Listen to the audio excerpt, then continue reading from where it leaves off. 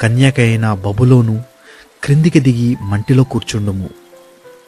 కల్దీయుల కుమారి, సింహాసనము లేకయే నేలమీద కూర్చుండుము. నీవు మృదువువని అయినను సుకుమారివని అయినను జనులు ఇక మీదట చెప్పరు.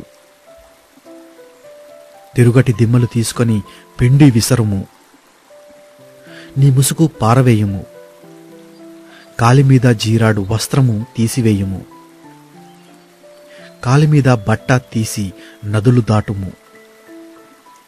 నీ కోకయు తీసివేయబడును. నీకు కలిగిన యవమానము వెల్లడియగును. నేను ప్రతిదండన చేయిచు నరులను మన్నింపను.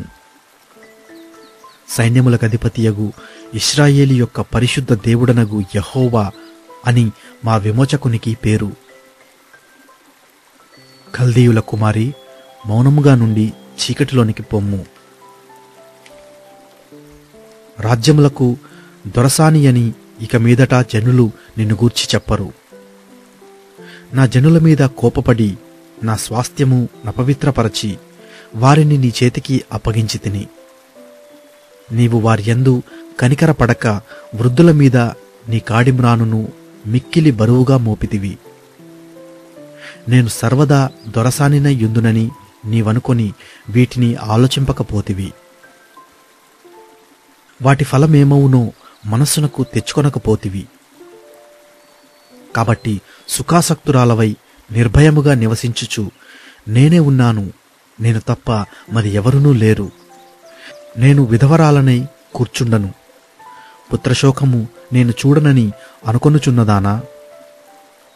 ఈ మాటను వినుము. ఒక్క దినములోగా, ఒక్క నిమిషముననే పుత్రశోకమును వైధవ్యమును ఈ రెండును నీకు సంభవించును. నీవు అధికముగా శకునము చూచినను, అత్యధికమైన కర్ణపిచాచ తంత్రములను నీవు ఆధారముగా చేసుకొనినను, ఆ అపాయములు నీ మీదికి సంపూర్తిగా వచ్చును. నీ చెడుతనమును నీవు ఆధారము చేసుకొని ఎవడునూ నన్ను చూడడని అనుకొంటివి. నేనున్నాను, నేను తప్ప మరి ఎవరునూ లేరని నీవనుకొనున్నట్లుగా నీ విద్యయు నీ జ్ఞానమును నిన్ను చెరిపివేశెను. కీడు నీ మీదికి వచ్చును, నీవు మంత్రించి దాని పోగొట్టజాలవు. ఆ కీడు నీ మీద పడును, దానిని నీవు నివారించలేవు. నీకు తెలియని నాశనము నీ మీదికి ఆకస్మికముగా వచ్చును. నీ బాల్యము నుండి నీవు ప్రయాసపడి అభ్యసించిన నీ కర్ణపిచాచ తంత్రములను, నీ విస్తారమైన శకునములను చూపుటకు నిలువుము.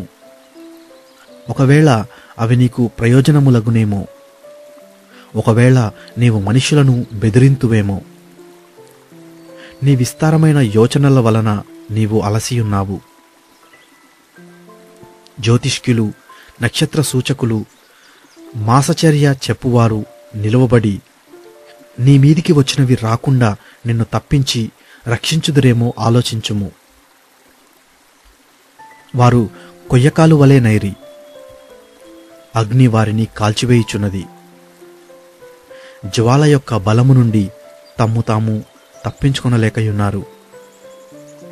అది కాచుకొనుటకు నిప్పు కాదు, ఎదుట కూర్చుండి కాచుకొనదగినది కాదు. నీవు ఎవరి కొరకు ప్రయాసపడి అలసితివో వారికి అలాగే జరుగుచున్నది.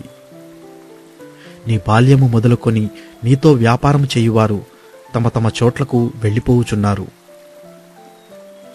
నిన్ను రక్షించువాడొకడైనను ఉండడు.